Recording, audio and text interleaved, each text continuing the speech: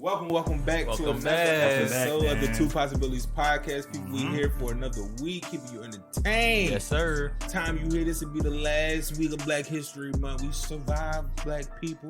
We here. So we got another great episode today. We got two good topics. I'll explain more when we get there. Yeah. There's you know I'm only prepared for every two battle that come my way. possibilities. I almost shot my shadow the other day. Drunk as fuck, mad, cause you said you was done with me. A week ago you said you in love with me. I said it back and said you was stuck with me. Now look The at Two me. Possibilities I'm Podcast. just stuck on you. No, you ain't no good for me, but I want you. If you're not an option, fuck it, I won't choose. When it come to you, it's nothing I won't do. I'm stuck on you. Need somebody good for me, but I want you. Wow. They never knew I was this good. In fact, they probably never noticed me. I never used to get the pretty girls to go with me. I bet they grew up to be like them gold digging hoes. Too bad they never dug enough to see the gold in me. I gave them my everything. Welcome back, people. It's the Two Possibilities Podcast. You know what? There can only be what? Two possibilities. You go to heaven or you can go to Hell. You can go to Yale or you can go to Jail. Your daughter could be a hoe or she could be Wholesome. Let's get it, people. We here. Thank you for tuning in for another round. Thank you. Turn that volume up. You know we busting through the speakers. Again, I'm your co-host, Uncle Rickie. To my left, who I got with me? You got your highness. You got your finest. Raw TP Raw. Don't call me Raw for no reason. And my other co-host, It's HeemDaddy, please say the daddy. please say the daddy, man. How y'all fellas doing this week? I'm doing good, man. Had a little long week, but A-OK over here. A-okay. Every one of your weeks is gonna be long for the rest of your life. I see. I got bags coming to my eyes and everything, man. You was up all late nights? Late at night, trying to make a second kid late at night. It's been 6 weeks yet? Hell yeah. And Oh. killing. Okay. That's why the door's unlocked. He said, let yourself in. You gotta stop taking the late shift, man. So Why not? you gotta switch. Switch. Ain't no switching when it come to parenthood. Oh shit. Oh, he don't wear the drawers in his family. Who? Yeah. Big drills over here, B. Big thongs, cuz. See that mortgage bill over there? That's my mortgage bill. You see that water bill up there? My water bill. And it's gonna continue to be your bill. And you still ain't getting no cutty or the morning shift. Who? I get it when I want it, how I want it. Talk your shit, talk All your shit. time. Shit, man. It's your highness. Your finest. Uh-huh. What's his name? Raw TP Raw. Fucking off for no reason. Get it right, sir. How about you, Heem, man? How was your week, dog? All good, man. All good in the hood. I'm chilling. That's what's up. That's what's up. Never really have no news. I know, I'm boring. You went there CIAA though. How was that? I went Come on. there. I did go to Baltimore. Just took a little family trip to Baltimore. It was cool. Yeah. I do want to apologize for all the ladies I've said that cheerleading is not a sport. It's definitely a sport. Them bitches is real athletic. Yeah, and women are real athletic. Get it right, Terrio. That shit ain't no sport, fan. It's definitely So my girl been putting me on. So I've been really like letting her like choose my shows because I didn't really think she had good taste in shows. Oh, this nigga don't wear the pants neither. No, not at all. Not at all. Looks like I'm the only one here. I'm proud to admit it. But I'm watching a show on Netflix called Cheer. It's really fire though. You watching a cheerleading show? I know. I just take it. You a pervert ass nigga. Bitches do be fine. I told you like. He in there applying like, You feel me? "Damn, that bitch did 3 flips." What? No, that shit really is like crazy. Like they really getting injured, like crazy injuries, dislocations, like legs be breaking. It's really crazy. Like, and my girl been a cheerleader. She been a cheerleader since she was like 5 years old, and I have really been respecting it. So now I respect it now. She gained a lot of my respect. So yeah, shout out to the cheerleaders out there. Thank y'all for doing what y'all do, but shit, anybody could put one hand up and YMCA. That's The fucked up. fuck? That's not what they do a lot of stunting. They do a lot of motherfucking flips, like you said, like tumbling and shit. Listen, I played when I was at William Penn. I about to say, I thought you was gonna say when I was a cheerleader. No. I think you was on the cheerleading team, right? They needed people to help. They made football players. They made football players. You had to hold them up, and I'm like, bitch, can you please? Like, You ain't have to though. no, you ain't have to, but it was just something to do. Nigga, I got out of school early. I played volleyball to get out of school early. They had this Nigga. nigga over there doing a YMCA. That's why you think I learned it. Shit ain't no sport. You just lift them bitches up, let them do what they do. They just doing it in the air. Another pervert looking up truths and shit like that. That's why. Asses definitely was fat in the Spanx. Freakazoid. A fucking freakazoid, man. How was your week? It was pretty good, man. I can't complain. Long as hell. Been picking up extra shifts. And then, just a couple days ago, we just got the email because y'all know about the war and shit. Mm-hmm. We don't sell no more Russian products. They made us pull all that shit off the shelves. They said we can't support nobody. No Vladimir? You want to know what's crazy? I survived off Vlad in college. Man, But you want to know what's crazy? Vladimir ain't even Russian. Oh, See, not the PLCB got y'all niggas faked out. We sell 2 codes directly that come from Russia. What's So that? when they told y'all we pulling shit off, we pulled 2 things. Oh, they some off. bullshit. Listen, dog. So somebody came in like, yo, so y'all ain't selling no more vodka? I'm like, bro, there's only one vodka that comes from Russia. Them niggas was mad as shit. And then I told him that. He's like, oh. Yeah, so we played y'all. We look like we supporting the cause, but y'all not. We ain't. Just go ahead and use their name. It's all right. We ain't supporting shit. Only one thing come from, 2 things come from Russia, man. That's fucked up. It's the Russian, it's a vodka, then it's a sparkling wine. I can't pronounce that name because it's in Russian, and that's it. It's a sparkling wine and some fucking vodka. It's called the Russian Standard. That's it. Cool by me. I can't drink no how anyway right now. Why not? My therapist got me not drinking. You listen to that motherfucker? Hell yeah, he was speaking some shit. So your therapist a male? Yeah, I got a man, black man. All right, I don't want to give your therapist's name out, but is he bald with glasses? He definitely bald. Definitely wear glasses. Okay, You got the bleep over there? I might know him though, but yeah. Would you recommend him? I might need a therapist. Yeah, no. No, seriously, is he bald and wear glasses? Yeah, seriously. He like light skin, like brown. Yeah, I might know this nigga. I ain't gonna hold you. I might know because I had a teacher and does he teach? He said he used to like teach at a youth study program. I might know this nigga. You probably do, man. That's crazy. He better not go ahead and tell what's going on with me. I don't know him like that though, but he was my teacher. He was my professor and shit. So you want him to say something to him. Why? You sue him. Really? Tell him everything. Tell him everything. Now you thinking. I see why you dress like a lawyer now. Listen, see? You need me to represent you? Yes, sir. Yes, sir. How's the therapy going? It been going good. It been going good and bad, honestly. You know, one thing I don't like about him, he's a typical black person. So he's so disorganized. You know, like we scheduled a meeting for me to meet him on March 5th. Why the hell this nigga call me on Sunday talking about, yeah, Mr. Holmes, you supposed to meet up with me today? Bro, it's not March 5th. This is Sunday, but it's not March 5th. My first appointment with him was on Zoom and stuff like that, you know. He suggested that I go ahead and take medication from my doctor. Oh, that's not the thing I know. Yeah. That was the first thing he said? It's the first thing he said. Because he said, you know, he asked me, like, you know, how do I drink alcohol? I told him occasionally. He said, how much you drink? I said, well, you know, I drank some Henny yesterday. And a couple of shots of tequila. And, you know, I mixed it that day. I don't know what was going on. Then I drank a whole bottle of wine the day before that. A couple cups the day before that. Then the day before that, I think I had some margaritas and everything like that. He said, well, quit out with the drinking. I think that you need to go to the doctors, go get prescribed for some medicine. I said, no, sir. No, sir. I'm not doing that. How you going to tell me to put down one addiction and pick up another one? Don't make no sense to me, right? I might as well keep the one I like. Right. You feel me? So we did get into a whole therapy section. It's called, you heard of cognitive behavior therapy? Yes. All right. So we got into that. You know, I like it. For the people that don't know what it is, it's basically saying that your thoughts controls your feelings and your feelings control your behavior, you know? Okay. I never heard of this, but... I'll give you an example for it. So that's if you BAU. know... Reed was the therapy and all that. He did that. Reed? You don't watch BAU? Oh, Criminal Minds, my fault. What about it? Reed, he was he did a couple sessions like that. Okay. When he was going through his shit. I don't watch Criminal Minds. So I don't know.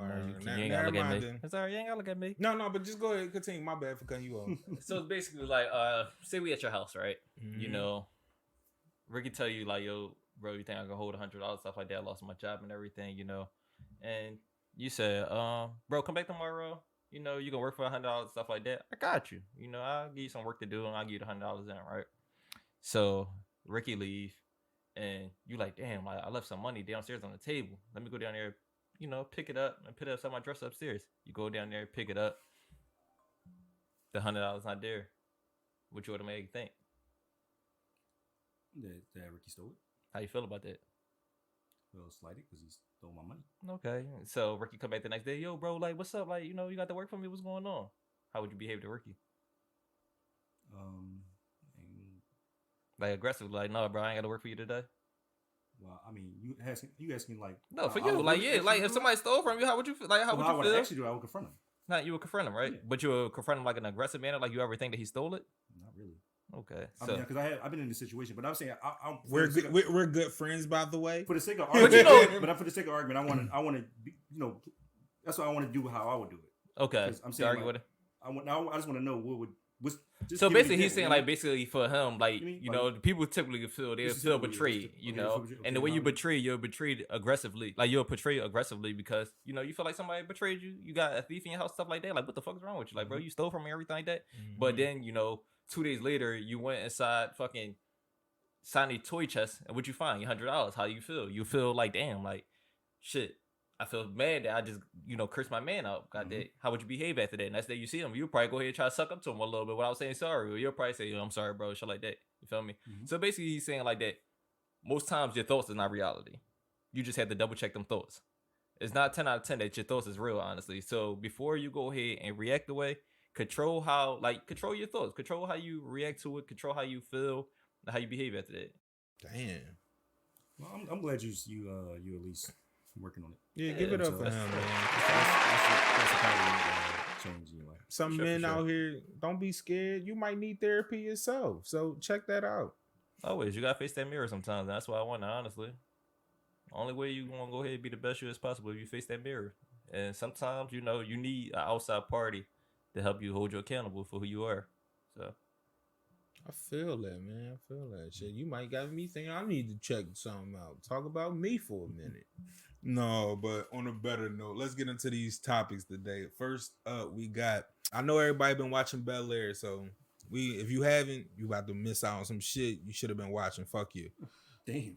What's going on now? In the last episode, Will was left with a dilemma: go back to Philly or stay in Bel Air. So, which y'all think is better? Is Richard always good or no? So everybody know the story. Obviously, first Prince of Bel Air. He went to his aunts and uncles to have a better life because he was Right. he was scared. Got into a fight. My mom got scared. You know what I mean? Now So I'm living with my auntie and uncle. right. So in Bel Air. right. So like he like you said, he was faced with a dilemma, and I feel like he should have went back. He should have went back home. The threat was mitigated. It was over. He should have went back home. Simple as that. Just because he living in a mansion in Bel Air doesn't mean his life is going to automatically change for the better. Richard isn't always better. Shit, We'll me. get into it later, but Richard isn't always better. For one, when a nigga said he gonna kill me, all right, this nigga died. The nigga said he's gonna kill me, he wound up dying. But he still got other niggas out there as well on my head, in my opinion, you know. For two, who the fuck gonna go from the projects to a mansion Shit. and by choice He not still from the gonna go back to He's projects? not from the projects. Who gonna go from Mom was a noodles? nurse. She wasn't a Who gonna go from noodles Okay. to horse divorce back to noodles again? Horse divorce, nigga. Hors d'oeuvres, nigga. Will from Philly, horse divorce. Hey, yo. Yo, this nigga's a nigga. I ain't gonna lie, I was lost for a minute too. And I'm like, oh, that's my nigga Martin. He said, what is Bro. horse divers? For real, you got a maid, butler. Mm-hmm. You got a crib look like an art museum. Mm-hmm. I don't give a fuck how much of my nurse. Your shit not looking like an art museum, bro. Shit, Not at all. Mom might as well come out there and too get her room. Her room gonna be about as big as the house we fucking had. Absolutely. But you gotta think about it. In my opinion, there's two different ways to look at it though. You got like struggle and conflict builds character. So it's like you leaving a harsh environment and go into a plush environment, you're gonna end up like Carlton eventually. No. Very, very soft and very like without that rough around the edges. That the very thing that got him to the point where he's charismatic and he's really good at basketball and he's really good with people. That's because of where he came from. Mm-hmm. You put him in a different environment that's a little bit more easy. Low expectations breed low results, and that's where I feel like he's going to go at. That's true, but his expectations is still set on the same objective. You gonna go to school, he playing ball, You still gonna go to college. The objective was to get to college. So Richard ain't never changed it. Now, did it bring more opportunities? Yes. You go to a whole bunch of schools now. You just thought you were just gonna go to the little flam for off a basketball scholarship. The little JUCO or something. Yeah, like no, he had legit D1 colleges scouting him. Yeah, he did. He had Virginia and somebody else, but it was somebody on the East Coast. But now I'm on the West Coast. He got scouted by Temple. Ain't nobody going to Temple to play ball. I'm just saying he did. He wanted to go to Temple. Yeah, because that's all he knew. Then he had an opportunity that opened his eyes, and the door opened for him to go where? He can go to Cal, UCLA, USC. The list goes on. Berkeley. He fly back home. You know what I'm saying? Shit is dead. Okay, but I think the main issue is that shout out to my nigga Carlton. A lot of people don't like Carlton in this joint though because he might be a coon or whatever. I don't get it. I don't get whatever. You don't get it. And an addict. But he's a bitch. Okay, whatever. But Carlton is one of my favorite characters in the show for this very reason. Will came from Philadelphia to Bel Air and came with Philadelphia, the same Philadelphia mentality. Just because you put him in a different environment doesn't mean that mental is going to change. You're in therapy right now, so you understand that that thought actually contributes to what your actions, like you said, CBA, then your behavior, your behavior, whatever. So it's like he still came to Bel Air doing the same Philly shit, getting the same Philly problems, same Philly conflicts. Just because you move him to this rich neighborhood doesn't mean you're not going to do the same shit. And he left Philly because he was avoiding Rashad, because he got into trouble. He's making bad choices. Who's to say that those bad choices aren't still going to be made in Bel Air? That's true, but at the same time, you don't have to pick up a gun in Bel Air because it's Why easy. Don't you? Because shit is cool now, so you good. So my whole thing is, why go back to where, like you said, you probably gotta look over your shoulder and shit. But just like you said, he could turn in the Carton. So why go out there if the environment? That was your argument. You said he could turn in the Carton. Now you saying that he's bringing the same mentality out there. Give him a chance to fucking grow. Why don't you? Give him a chance to adapt. Like, you just don't go somewhere and then you just automatically change. No, you got to get, you still got that shelter on because you coming from where it's hard shit at. So when you come out here with this shit, patty cake, you still don't know what the fuck is going on. You still got to adjust. So that's what the fuck he doing, adjusting. And just like you said, he could still make the same mistakes, but half of the problems he facing out here wasn't even caused by him. It's caused by his bitch ass cousin, your favorite character, Carlton. It wasn't the problem that followed him. It was him. Like, you can take the nigga out the hood, but you can't take the hood out the nigga. So you mad? So you mad at Will because a bitch like him now he fucking the cousin bitch? Now you're speaking out of context. I don't even or you mad because Will spoke up when the motherfuckers was saying fucking nigga inside the locker room? Yeah, but all right, here's my main issue with that particular scene though. Like, you can always control how you react to shit. He had a decision to make. You cannot react to certain shit like that. How would you feel if you go inside the fucking? It don't matter how I feel. How would you feel? How I react. How would you react to? No, it is how you feel because if we go in from our therapy, it's from how you feel. CBA. Okay. If you feel mad and shit like that, you will react mad. Not everybody, not a sound Y'all mind. niggas got their letters all fucked up. What the hell you say CLB? You talking about CBA? It's not basketball, nigga. It's CBT. Oh, my fault. CBT. Yes. Damn. I'm gonna let y'all meet Dr. Carter. But no, I feel like that's the problem. If you have sound mind, I'm not saying I'm not saying because you crazy because you in therapy, but like if you have even killed mind, you don't react to certain shit like that. Just because somebody's racist, you don't react in an emotional way. You know there's consequences behind your actions. You would understand that before you make certain decisions. So you walking away if a motherfucker call you a nigga? He wasn't called a nigga. It doesn't matter. I'm asking you a question. If they call me a nigga, I'm not gonna automatically just tee off on him. That's not what I'm gonna do. So what are you gonna do? I want to know. Let me ask you this question: is teeing off him the best decision? Did he tee off on him? Me the best. How you is that the best question decision? with a question? Right or wrong? Can you just answer? I just want to know what would you do? No. I didn't ask you what you gonna tee off. I said what would you do? I would talk to him. No, my CBT would have told you change your thoughts. That nigga probably just retarded in the head. Go to the next one. That's my point, though. That's my point. And that's my point. He might not. He's saying nigga. He might not. He might retarded and he might be crazy. No, but it was a group of white people saying fucking nigga in the fucking locker room. What? No, speak up because they talking every time you're around. That nigga will just think it's cool to say nigga everywhere. That don't mean react emotionally. That's my point. My point is that he came from Philly doing Philly shit. And just because he just told him not to say the fucking word. He didn't tee off on nobody. Yeah, he just said don't fucking say it. No, but he didn't. I mean, he didn't tee off on them specifically, but he did react in an emotional manner to the point where it's like, yo, you automatically was like, don't say that shit. Like, you like the way you come in. Okay, I understand. It's not what you say; it's how you say it. It's like he could have turned it into a whole different thing. Now he made an enemy, which he did. He put coke in his bag. I'm saying like, Well, no, he put coke in his bag after he punched him in the fucking face. I'm saying which he had coming. I'm saying, but he made enemies. It's like True. if you approach it differently in a place of like informing him, like yo, this is why you shouldn't say that word. Like they've been saying that shit all the time. They wasn't even saying it with mouths. They were singing a song. They were saying hot nigga. But see, sometimes so you a Seth Rogen fan, not Seth Rogen, Joe Rogan. I am a Seth Rogen fan, but I'm a Joe Rogan fan too. For sure. Just making sure for the people. Racist motherfucker, you over there talking about they fucking uncles and nephews and shit like that, Seth Rogen and Joe Rogan. I get it though. But for me, honestly, it takes some time for you to go in certain environments like that to learn, honestly. You know, if you stuck in Philly, they wouldn't teach him how to react to certain situations like that. Going to Bel Air, teach him how to react to certain things. You can't react the same way everywhere you go. And he has to go through it first. That's what I'm saying. Like, you can't flip on a switch. Like, different environments, you're going to be you no matter in that environment. But while you there, while you there, then you learn how to react.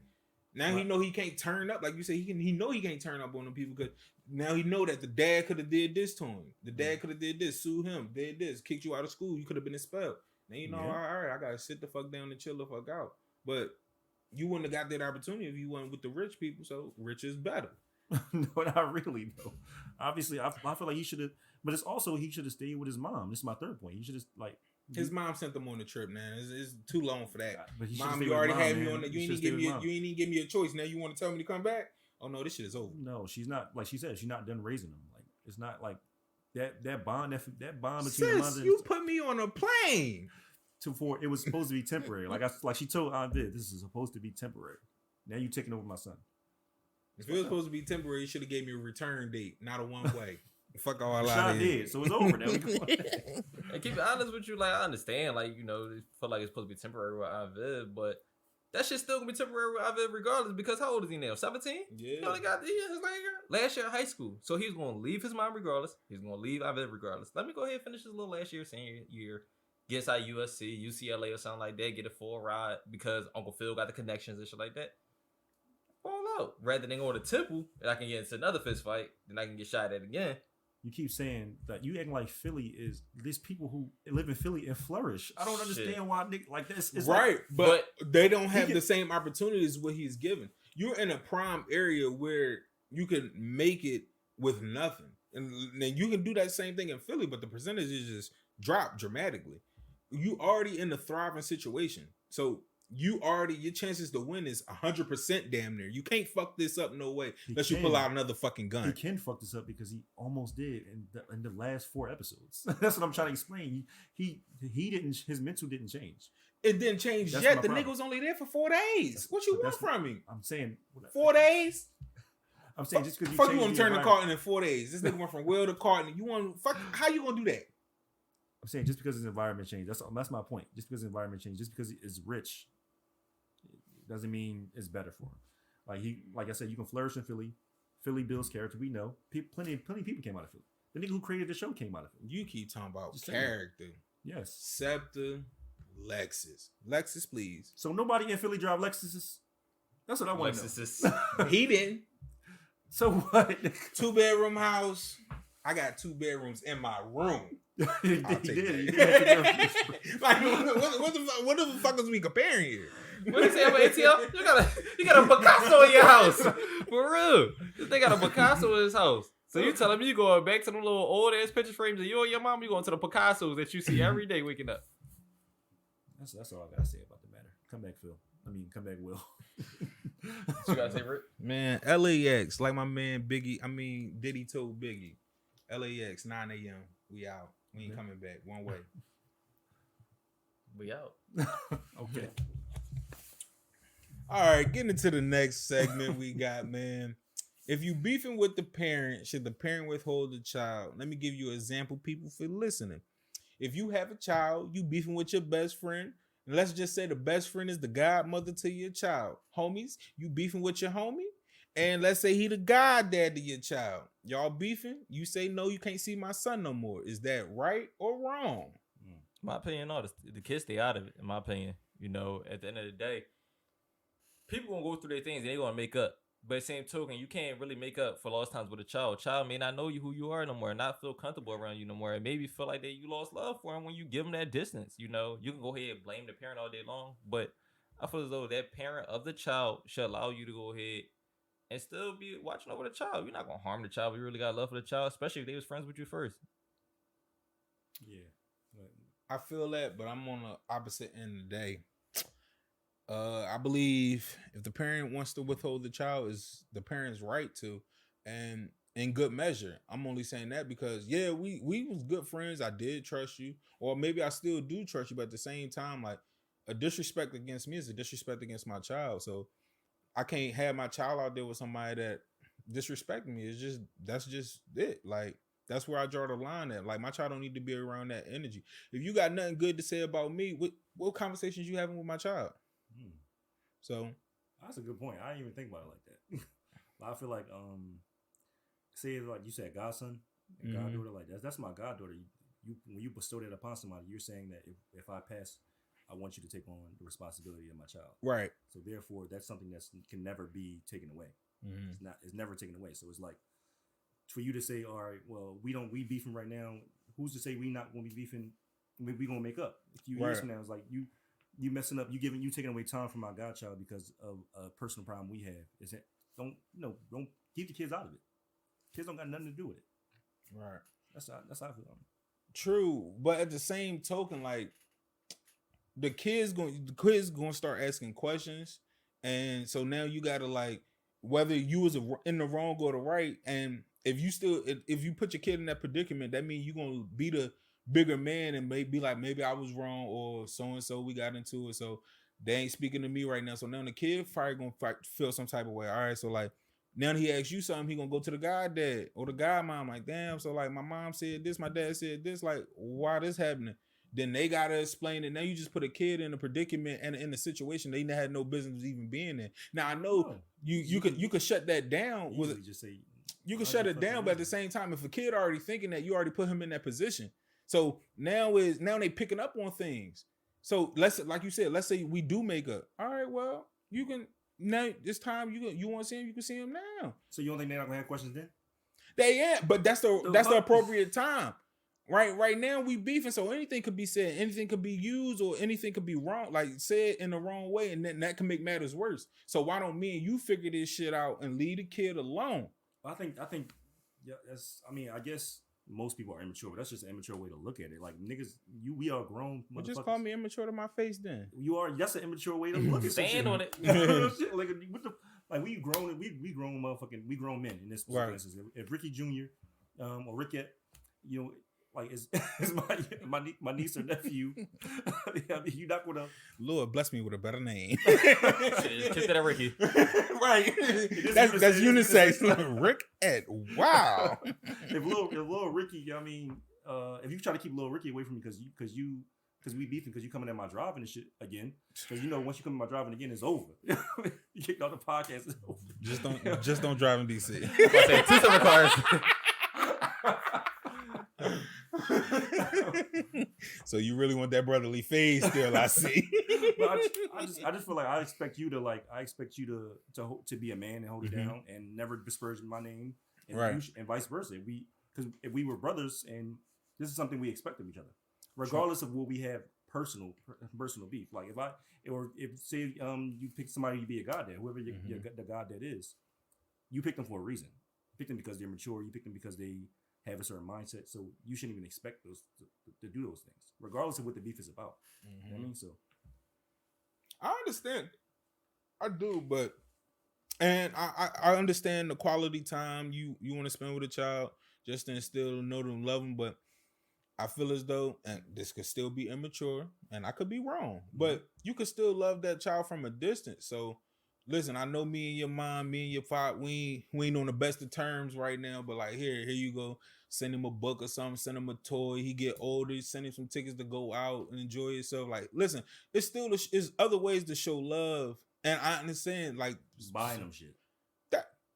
Hey, listen, that's what you got to do when you from a distance, though. You could call them and shit. Distance, you don't have to be. It's just like how it's just like. Shit, your mom and your dad split up. You gonna go ahead and love a child from a distance because the mom and dad is beefing? The child still need that love from the dad or from the other parent, regardless. Still need that relationship. It still need that relationship, but at the same, that's different. But It's not, because if you get somebody the godparent title, then they basically a parent. But still, at the same time, but that shit still happen when parents beef. All right, fuck it, don't come the fuck over. You can't come see your kid. That happens, and it's wrong. But at the same time, if a parent make a decision, so it is wrong. So you just. But if a parent, but my argument is based on if a parent makes that decision, that's the parent's alone decision to make. Right or wrong, the parent's job, whether it's two parents or not, whoever is in the control of that child, if whatever decision they make, that's their decision. Right or wrong, you're the parent of that child. My responsibility is that child. So matter me and you beefing with me and you on great terms. My responsibility and my duty is always to protect this child. But you're not protecting the child. It sounds like you're using the child as a pawn to like, because of our issue. You're like, you're using the child, you're holding the child hostage from you because we have a personal issue. And that's, in my opinion, wrong. Like, you can't use the child as a pawn. Like, what the fuck? And like, my thing, you react off of feelings, honestly, too. Because in talking, you choose not to apologize when you knew you was wrong, or I apologize next month and stuff like that, or we'll get over it one day. I'll let my child see him when you get over your feelings. It's feelings, bro. This is temporary.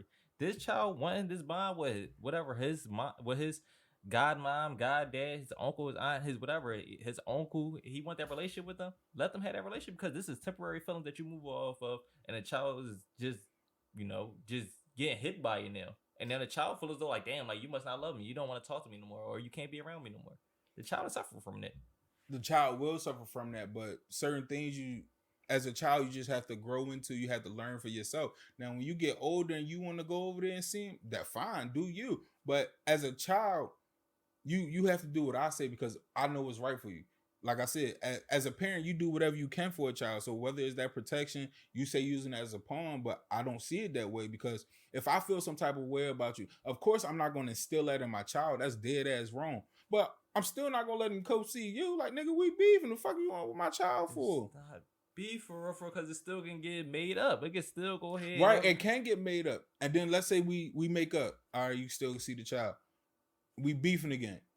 Why now? Something else done happened down the line. Now you in and out of a child's life, and that's from your parents' fault. You don't have to be out the child life at all. True, but that's what we talking about right there. You saying like, but if we button heads half the time, then what kind of relationship is this? You don't have to have a relationship. If I have a relationship with your child now, right, like me and you can have just a cordial relationship, high and by for real. But if I got a relationship with your child, we can still be and your child can still be tight. No, that ain't happening. Sometimes we outgrow each other. We outgrow each other. You about to outgrow this child too? Why? Me and the child still have love for each other. Me and the child still have a bond going on, no matter what. You have no ties. How? You was the guy pop. Now you ain't. I'm gonna get it. We going to have a new christening, get a new guy pop, and we're gonna sell it like that. You got a niece, right? Yes. Is your love for your niece based off of your love for your sister?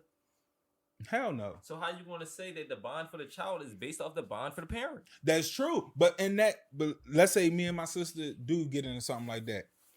I still will respect the parents' wishes. Is it wrong? Fuck yes. But that's a decision you made. So I'm willing to live with it. Like I said, I do what I can. If I gotta write letters, if I can't come over to see you, I can't get you. Right. Listen. It ain't even. It's not about being in the bing, but like I said, it's other ways to communicate. It's other ways to do things. Or nothing like that. You talking about writing letters, bro? That's what I'm getting to. Like what the hell? Because that's like an intimate thing. Like you still had that bond. Like, oh, this is something I do. Me and my uncle, we write letters. This shit we do. I might draw a picture in that motherfucker or something. Or you might tell me something. Like, a text ain't shit for real. A FaceTime ain't shit. But, like, that's something you can do to connect. You just got to find a new way to connect. Maybe it seemed funny to you, but that's a legit thing to do and make it right. Now, like I said, when the child's the child gonna do what they want to do anyway. I never left, and I'm gonna make sure that you know I never left. And I understand precious time. Tomorrow's not promised. But at the same time, if the parent don't want you in their life, then that's on the parent. So that's mean you're not gonna be able to write the child. You're not gonna be able to text the child, talk to the child, because they're gonna exit you all the way out the life. And if they do that, that's cool too. But I know I did it. I did it. I know what I did. I know I reached out. I know what I tried to do. Still feel that void right there. Feel unloved. Like damn, like my Uncle Rickie just left me like that. You could try all day long, and if the parent blocking that texting or that calling and shit like that, and you already said, I'm not going to respect your parent wishes. I'm not even going to try to go ahead and go to your house to try to see you or anything like that. Yeah. So I guarantee you probably not going to try to write them or text them enough like that. If they saying like, yo, I don't want you to be a part of my child life no more. No, I definitely would give gifts. I'm not just going to fall all the way back. Like, That's my fucking niece. So that's what I'm saying. So if you telling me you can still give gifts, why you got to be exit out of that child life? That's your niece. Right, but at the same time, like I'm respecting the parents' wishes. You're not. If you're going ahead, still going ahead and writing them and giving gifts and everything like that, you're not. They telling you, leave my child alone, basically. If they don't want you to see the child, they don't want you to communicate with the child. Right. That's true. And then I find a way to get it to him. Like shit. Like if I gotta give it to the mother. It's not about disrespect, because at the same time, like giving a gift ain't disrespect. So I'm giving my niece a gift. Now, if you don't want me giving my niece a gift, fine, that's on you. But okay, my niece go other places, so I take the gift where she going. Respecting their wishes. To me, in my opinion, bro, honestly, you like you said, right or wrong is the parent's decision. But at the same token, it's wrong for that parent to go ahead and take the child out of that other person's life. Because same token, like we already agree, honestly, your bond for that child don't have nothing to do with the parents most of the time, honestly. It's your love for that child and that bond for that child. So same token, parents have to understand that no matter what, if they have a bond going on, then you shouldn't break that for nothing unless they break that on some disrespectful shit or they go against your morals. Now, if you did something that go against her morals or whatever like that, you go ahead and do anything to your sisters, yeah, she got every right to go ahead and take your niece out of your life, whatever like that, or take a child out of your life. But if you don't do nothing, go get somebody morals or nothing, they should always be there because y'all can always pick up your relationship no matter what if you don't go get somebody morals, in my opinion. Y'all can always pick up your relationship. But at the same token, you can't always pick up a relationship with a child because all child knows what he see or she see. So if they don't see you around and they don't see that you've been communicating with them, they don't even know how to talk to you when you come back around 4 or 5 years from now. Your niece is a whole different person. Don't know who Uncle Rickie is for real no more. And they not gonna want to come spend time with you like they used to no more. Like, hold on, like, bro, I ain't stay at your house for how long now? No, I'm gonna go to my friend's house. I've been staying at her house all this time for real. And I feel that, but in the same token, like when you grow up, you start to learn and see things for yourself. So as a child, yes, you missed out on that time, but once you become old enough, you say like, all right, well, he tried to. So then you give your uncle a chance, you give your godmom a chance, but you also look at, well, all right, so why my mom kept you away from me? Like these are things. It's going to play out that way, and you're going to have to answer these questions. These are questions that's not you can't hide from. But at the same token, you still gotta, as from the parents' perspective, you got to do what's best for you and yours. And I understand like keeping people away from your kids ain't what's best for them because they had these relationships. But at the same time, if it's just a respect matter, if me and you ain't seeing eye to eye, then fuck it. Like you not the dad, so you not the parental. So all right, you get pushed to the side. He only go over there because that's the pop. That's a problem with us people today. We always talk about because you're not the other parent. We should be able to take you out of life. No, but we have a relationship. We have a relationship, no matter if I'm the pop or not. I mean, that's true, but I mean, like I said, I stand on what I said. My whole thing is I agree with whatever the parent want to do. Now, I would still pursue and try to have that relationship with my niece in other ways because I'm pretty sure we still beefing. We can come to some type of agreement. Like, God damn, that's my fucking niece. That's my goddaughter. That's something. Like, even if we can't, I'm going to still do what I can. All right, here it is. You going to throw it in the trash, throw it in the trash. At least you know I got it. But at the same token, if the parent don't want you there, then you're not there. That's just it. I hear what he's saying. The parent wishes, but same token is wrong for you. Go ahead and take a child out of the other person's life, no matter what. Honestly, the child ain't do nothing to that adult. That adult ain't do nothing to that child. Whatever that adult and that parent got going on, that's what y'all got going on. You caught up in your feelings for that week, that month, that year, but y'all can always go back. Right, man. Because just like, and here's the thing, and this is the worst possible scenario, but fuck it, I'm gonna say it any fucking way. Don't bring up any type of molestation. No. Well, that's way worse. I wasn't going that far, but I'm just saying, so just like, yeah, we beefing. I tell you to bring the fucking kids back by 5. It's 6. Bitch, I said 5. That's a whole nother fucking argument. Now I'm hot. Now you can't see him fucking again. That sounds like some baby mom, baby dad type shit. Yeah. I'm glad you came to the conclusion. That's drawn. I'm glad you talked your way out. But no, fuck that. I said 5. You need to be out knocking on my door at 4:59. But there's some shit as well where fucking the child feel more comfortable talking to the other adult than they parent because they parent is gonna be a disciplinarian. They feel like, but the adult they can as well give them. I'm not gonna say better guidance, but they feel more comfortable talking to the other adult. True, but just because what's that show? I think it was on Manifest. This very scenario happened. Oh yeah, when the girl tried to get the stepdad to get her out of trouble when she was stealing. Yeah. Mm-hmm. And the dad came back and he wanted him. You out of here. You out of my kid's life. Don't come back. But the daughter, like you said, she still had a connection with him. She wanted to pursue that. Yeah, life. You gotta right. like ease me out of it. So I feel that. So that's why I'm still on Raw side. Right, but at the same time, you still want to spend time with your daughter, so he had a right to say that though. Like, not really, like nigga, I've been with this little girl for 5 years. I watched her grow up, my nigga. Like and just because we gotta be, because I was fucking your wife, ain't got nothing to do with me and my little 9-year-old, 10-year-old that you wasn't know. You don't know this 15-year-old no more. That's why I'm like, yeah, please come in, sir. Give me a hug. Oh, you tried to hit me? Pow! Oh shit, my fault. Yes, officer. Shots fired. The gun is on the ground. Rickie don't need a gun right now. You gonna catch your body and go right to jail. Yeah, Rickie said self-defense from a hug. Like, my nigga. Yeah, I thought he was about to smack the shit out of me. I was scared for my life. I didn't know what was going on. No, but I feel y'all view though. I get it. I'm not like neglecting y'all view, but my view is strictly parental, and it's a fucked up thing, but I'm riding for that, and I feel as though that's right. So that's me. I said what I said, man. My side is out. Yes, sir. Thank y'all for listening. It's been another great episode of Two Possibilities Podcast. Once again, it's your boy, Uncle Rickie. See you, daddy. Please see you, daddy. It's Raw, TP Raw. They don't call me Raw for no reason. Remember, be yourself, trust yourself, love yourself at all times. Just like that. Yeah. There's you know I'm only prepared for every two battle that come my way. possibilities. I almost shot my shadow the other day. Drunk as fuck, mad, cause you said you was done with me. A week ago you said you were in love with me. I said it back and said you was stuck with me. Now look The at Two me. Possibilities I'm Podcast. just stuck on you. No, you ain't no good for me, but I want you. If you're not an option, fuck it, I won't choose. When it come to you, it's nothing I won't do. I'm stuck on you. Need somebody good for me, but I want